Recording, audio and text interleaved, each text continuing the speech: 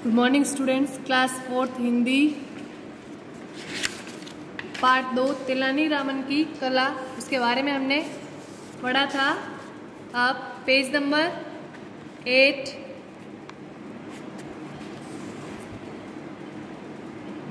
पिछली क्लास में हमने पढ़ा था कि तेनाली रामन को जो है वो महाराज उससे क्रोधित हो जाते हैं, तो महाराज उससे क्या कहते हैं कि मुझे अपना चेहरा मत दिखाना। तब वह महाराज की आज्ञा का पालन करता है और अपने मुंह पे जो है मुकुटा लगा के आता है। तो उस बात को देखकर जो है सभी लोग दरबार में उपस्थित हंस पड़ते हैं। ठीक है, अब हम आगे पढ़ेंगे। तेनाली रामन के विषय में अनेक कहानियां प्रचलित है। तेनाली रामन के बारे में बहुत सारी कहानियां प्रचलित है। ठीक है, यानी कि चलन में है। एक बार की बात है, महाराज कृष्णदेव राय अपनी प्रजा का हाल जानने के लिए राज्य के विभिन्न भागों में जाना चाहते थे। एक समय की बात है कि महाराज कृष्णदेव राय जो है अपनी प्रजा का हालचाल देखने के लिए राज्य के विभिन्न भागों में, अलग अलग भागों में जाना चाहते थे। सभी दरबारी चाह रहे थे कि महाराज उन गांवों में जाए जिनकी दशा अच्छी है, या उनके गांवों में जाए। इससे उनके गांव की मदद हो जाएगी, गांव वालों पर उनका रोब भी पड़ जाएगा। सभी क्या चाहते थे, दरबारी चाह रहे थे कि महाराज उनके गांवों में जाए जिनकी दशा अच्छी है, जहाँ पे गरीबी थोड़ी कम है, सभी लोगों के पास मकान भी अच्छे हैं रहने के लिए।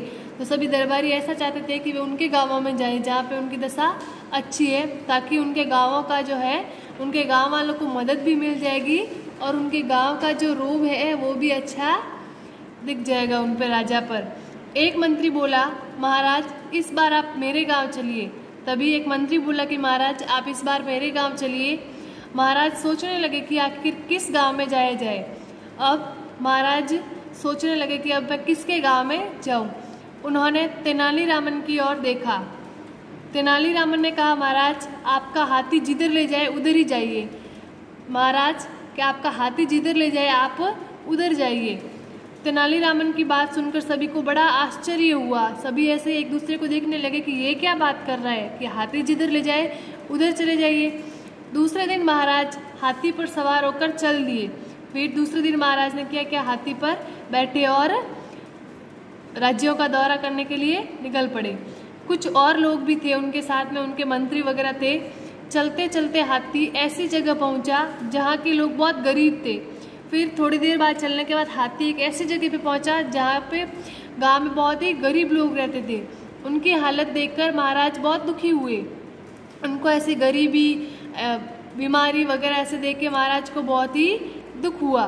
वे बोले, हमें मालूम न था कि हमारे राज्य में इतने निर्धन लोग भी रहते हैं। निर्धन का मतलब है गरीब। फिर महाराज उनको दुखी देखकर बोले कि मुझे पता ही नहीं था कि हमारे राज्य में जो है इतने गरीब लोग भी रहते हैं। हाथी हमें बिल्कुल सही स्थान पर लाया है, इन्हें वास्तव में हमारी सहायता की आवश्यकता है। महाराज ने कहा कि हाथी वास्तव में हमें एक सही स्थान पर लाया है, इन गरीब लोगों को हमारे सहायता की जरूरत है। महाराज की बात सुनते ही महावत ने अपनी चादर उतार फेंकी। तेनाली रामन को सामने देखकर सब चकित रह गए। वो महावत कौन था? तेनाली रामन था। तो उसने अपने ऊपर शरीर पे जो चादर पहन रखी थी वो उतार कर फेंकी। तब चादर से कौन निकले? तेनाली रामन। तो उसको देखकर सब लोग क्या हो गए? चकित रह गए। महाराज मुस्कुरा कर बोले, अच्छा तो हाथी को तुम यहाँ लाए थे? फिर महाराज ने कहा, अच्छा हाथी को तुम यहाँ पे लाए हो। जिस प्रकार बीरबल के चुटकुले बड़े चाव से सुने जाते हैं, उसी प्रकार तेनाली रामन के चुटकुले भी बड़े प्रसिद्ध है। बीरबल के चुटकुले भी बहुत प्रसिद्ध है, उसी प्रकार किसके प्रसिद्ध है? तेनाली रामन के। तेनाली रामन केवल विदूषक ही नहीं था, वरन वे तेलुगु भाषा के प्रसिद्ध कवि भी थे। तेनाली रामन किस भाषा का प्रसिद्ध कवि था? तेलुगु भाषा का। ज्ञान की बात, राजा का कर्तव्य है कि वह प्रजा के सुखों का ध्यान रखे। एक राजा होने के नाते उसे अपने राज्य में होने वाले प्रजा के सुखों के बारे में ध्यान रखना चाहिए। ठीक है, शिक्षा, हमें उन लोगों की सहायता करनी चाहिए जिनको वास्तव में हमारी जरूरत है। Okay, thank you.